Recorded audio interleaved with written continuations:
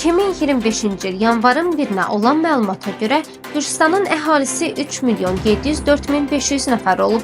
Bu, əvvəlki ilin eyni dövrü ilə müqayisədə 9.900 nəfər çoxdur.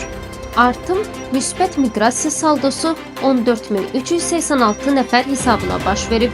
Çünki 2024-cü ildə mənfi təbii artım 4.488 nəfər qeyd alınıb. Əhalinin 61,5%-i şəhərlərdə yaşayır. Tbilisi sakinləri isə ümumi əhalinin 1/3-dən çoxunu təşkil edir.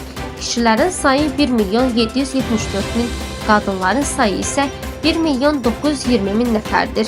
Əhalinin 48%-i kişi, 52%-i isə qadındır. 40 yaşa qədər kişilərin sayı çox olsa da, bu yaşdan sonra qadınlar üstünlük təşkil edir. Bu, qadınların daha uzun ömür sürməsi ilə bağlıdır. 2024-cü ildə immigrantların sayı 121.425 nəfər olub ki, bu da əvvəlki illə müqayisədə 50,5% azdır. İmmigrantların sayı isə 34% azalıb və 135.811 nəfər təşkil edib.